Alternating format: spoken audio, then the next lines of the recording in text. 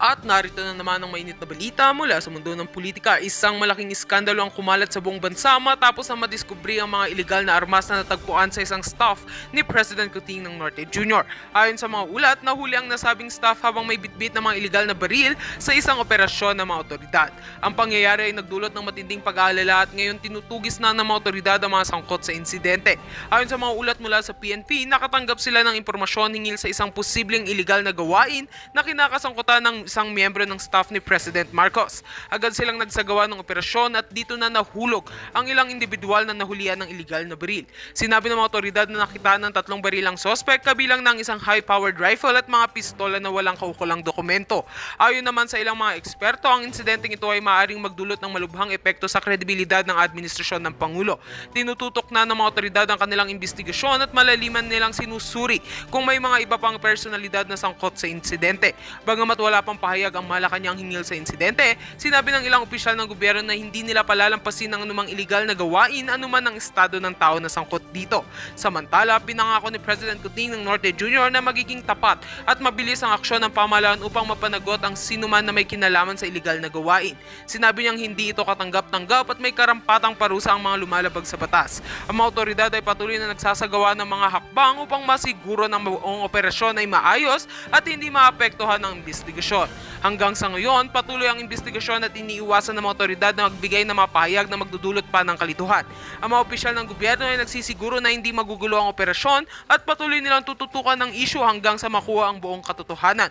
At yan nga mga balitang ating pagkakatutukan, at kung bago ka pa lamang sa aking channel ay huwag kakalimutang mag-like, share and subscribe para updated ka sa aming mga bagong balita dito sa Tatak Pinas.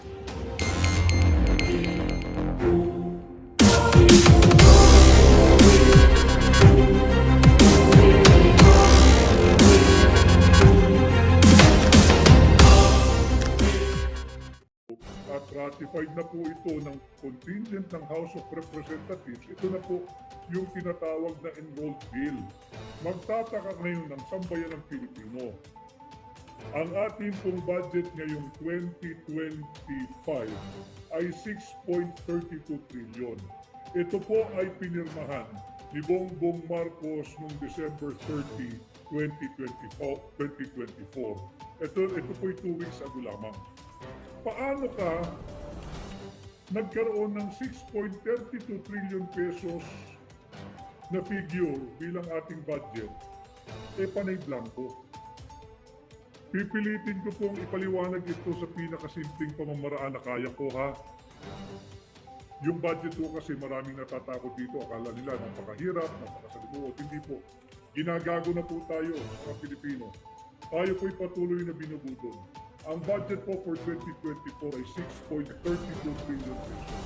Paano sila nagkaroon o how did they arrive at 6.32 trillion pesos budget and figure? Ang dami dito na nakita ni Congressman Sid Ungab na mga blanco. Base sa kanyang initial na pagsasaliksik, 11 item lamang po yung blanco. Pero marami pa. Ito pa lamang ang kanyang ibinibigay at napapakita sapagkat ang budget po natin ay around 222 pages yata or less. So balik po tayo sa budget. Bakit po mahalagang nakikita niyo itong in-expose ni Pangulong Duterte? Sapagkat ito na po ang budget ng Pilipinas. Blanco. Tapos ang pinirmahan ni Bongbong Marcos ay 6.32 trillion pesos. Paano siya napunta sa 6.32 trillion pesos kung napakaraming blanco? Halimbawa, mga kababayan, habang kayo po'y naghahaponan, samahan ko kayo. Pasimplihin natin itong diskusyon sa budget. Tanungin po ninyo ang inyong anak, kung meron po kayong anak na elementary, ha, tanungin po ninyo siya. 1 plus 1, sasagutin po kayo nung sigurado yan, tiyak yan, 2. Dahil 1 plus 1 ay talagang 2. Pahirapin po natin para masubukan ninyo yung galing ng anak ninyo sa math. Tanong niyo po sa anak niyo, 2 plus 2, sasagutin po kayo, pihado yan, nakakatiyak din po ako, 4. Tama na naman. Gawin natin mas mahirap. Tanungin po ninyo yung anak niyo, 3 plus blank. Yan po ang tanong niyo sa anak niyo. Pagalitan ninyo pag hindi niya kayo sumagot. 3 plus blank equals ilan? Yun ang naging resulta nitong pangbubudol ng Vice Cam. Tanungin po ninyo, mga kababayan, ganito po kasimple ang aking pagpapaliwanag dito sa mga blankong ito. 3 plus blank, ito po ang ginawa ng Bongbong Marcos administration. Ito po ang ginawa ng mga mambabatas. 3 plus blank is equal to 606.32 trillion pesos. Ganun po kagagaling, ganun po kagagaling at henyo sa mathematics ang ating mga mambabatas. Yung blanco na lalagyan nila ng final amount. Pero mas magaling ang ating Pangulo dahil sa kabila ng blankong ito, mapirmahan niya, pinirmahan niya, alam niyang kulang 6.32 trillion pesos ang ating budget ngayong 2025. Kaya Jocelyn Grifalda, mabulok sana sa kulungan lahat ng mandarambong. Jocelyn, hindi na natin bubulukin. Bilang senador ninyo, ipabalik po ang death penalty. Huwag na natin silang bulukin sa selda. Ating ibalik ang death penalty sa lahat ng mga mandarambong sa gobyerno. Si Ellen, tama po kayo Ellen, ipa-impeach na yung BBM na yan, sobra na. Balikan po natin yung impeachment. Meron pong mga kumikilos na impeach. Sara, asan kayo ngayon? Pinakitaan kayo ng ebidensya, blanco, blank check ang ibinigay ng mambabatas kay Bongbong Marcos pagdating sa 2025 budget. Ito ang dapat niyong pagralihan. Dito kayo dapat sumisigaw ng impeach. Ito ang dapat i-impeach. Ito ang ka-impeach. Yung mga nagrally kahapon at yung magrarally sa darating na araw daw dyan sa simbahan dyan sa EDSA. Asan kayo ngayon? Tahimik kayo. Ito tahasang pambubudol. Ito dapat ang sinisigaw ninyo. Impeach Bongbong sapagkat ito ay culpable violation of the Constitution. Meaning, alam niyang illegal yung kanyang pinirmahan pero pinirmahan pa rin niya. Ito ngayon dapat ang sinisigaw ninyo. Kung ang puso ninyo talaga ay para sa mamamayang Pilipino, pinakita na ni Pangulong Duterte yung pinakamatibay na ebidensya na araw-araw binubudol tayo ng Marcos administration. Ito ang labanan ninyo, hindi yung political persecution na tinutulak ninyo. Ulitin ko, yung mga gagawa po ng kilos na protesta na i-impeach daw si Inday Sara Duterte, ito pong labanan ninyo. Blanco po yung ating budget, bilyon piso ang allocation, blanco. Tanong po ninyo, yung mga magrarally, kahit tanungin ko kayo ngayon, 1 plus 1, 2, 2 plus 2, 4, 4 plus blank ilan? Baka pareho na lang din po kayo ng member ng Vice-Cam. Mag-iimbento na lang kayo kung sa katanungang 4 plus blank, kayo na hong bahala maglagay kung magkakaanong gusto ninyo. Ganyan po kasalakula ang budget process na pinagdaanan at ginawa ng ating mga tiwaling mambabatas noong nakaraang taon na nagresulta sa 6.32 trillion pesos yan constitutional budget natin ngayong 2025. Kay Goto, grabe talamak korupsyon ngayon, tapos ang iba dyan, bulag-bulagan na lang pag tinatapalan ng pera. Marami pong ganyan. Kaya Goto, ang sinasabi ko nga doon sa mga magrarally di umano dyan sa EDSA Shrine sa mga darating na araw, ito ang isigaw ninyo. Ito ang kundanahin ninyo. Bilyong-bilyong piso ng pera natin mga Pilipino ninanakaw lamang. Naggagawa sila ng isang blankong Vice-Cam committee report na nagiging pundasyon ng ating taunang budget. Ito labanan ninyo, hindi yung political persecution, hindi yung inaaway ninyo si Pangulong Duterte. Ito na nga inilabas ni Pangulong Duterte. Ito ang labanan ninyo. Dito tayo magsama-sama. Kay Gabriel Dubois, sumakit puso at dibdib ko. Tama na ang panggagago sa Pilipino. Tama Gabriel. At ito ilinalabas natin dahil sabi ko nga, kaya maraming nakasubaybay sa ating mga pahina sa social media dahil nagbibigay tayo ng makabuluhan at tamang impormasyon.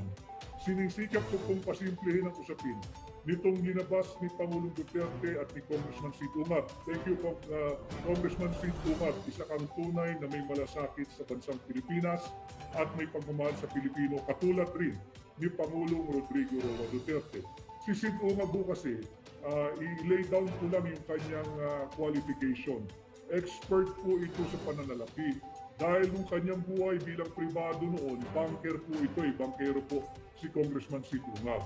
At nung kanyang stint sa Kongreso, siya po ay nag-chairman na ng Ways and Means Committee ng House of Representatives. At higit sa lahat, si Congressman Sid Umar ng Davao ay 2 beses nang naging chairman ng Committee on Appropriation. Alam na alam niya to. At sa aking pakikipag-usap, pakikipagtulong kay Congressman Sid Umar, kasama si Pangulong Duterte nung nakaraang gabi, sabi ko nga sa kanya, Kong Sid, baka naman tradisyon na sa Vice Camp Committee na blanco-blanco. Sabi niya, hindi. This is the first time na blankong ganito ang ginawa ng Vice Camp. At narinig din ni Pangulong Duterte yung aking tanong. Sabi ni Pangulong Duterte, Panyero, alam mo naman, pagdating sa pananalapi, kahit 1 sentimo dapat merong mananagot. At ito nga ho, yung ating sinusulong sa hakbang ng maisog, yung transparency and accountability. Ang tanong, ang budget process po natin, ayon sa saligang batas, ang lahat ng appropriations bill ay dapat nagmumula sa House of Representatives. Sa mababang kapulungan, wala po tayong debate ron. Tapos po doon ay magka-iaakyat po yan sa Senado. Magde-deliberate din ang Kongreso, ang Senado, at magkakaroon po itong Vice Camp, hindi po ito talaga kasali sa budget process. Wala pong kapangyarihan ang Vice Camp na baguhin yung binalangkas na ng mababang kapulungan at ng Senado. Subalit dito sa administrasyon ni Bongbong Marcos, makapangyarihan ng Vice Camp. Hindi lamang nila binabago yung gagamitin ko yung termino ng ating mga kaibigan dyan sa Makati Business Club. Hinayjack ng Vice Camp yung budget recommendation ng Executive Department. Tama po yun. Subalit sa paglabas ng ebidensyang ito, hindi lamang po hinayjack ng Vice Camp. Tayo po'y araw-araw biktima ng pandarambong ng mga tiwali sa gobyerno. Blanco po yung mga halaga, bilyon-bilyon po ito pag tinotal ninyo. Higit sa 500 billion pesos ito blanco. Ang tanong, itong blankong ito, pinirmahan pa rin ni Bongbong Marcos. At meron silang dinabas na meron na mga figure yung blanco. Kung tayo'y galit na dito sa tinatawag na third chamber, itong BICAM, yung Vice Camp, meron ho tila lumalabas na fourth chamber. Meron pang pang-apat na layer dahil paano nagkaroon ng figure itong mga blanco? Paano umabot ng 6.32 trillion pesos ang 2025 budget? Saan hinugot ng Executive Department? Yung 6.32 trillion, blanco nga eh. Blanco nga eh. Kay Joel BC, pwede po yan grounds for impeachment. Talagang pwede po ito.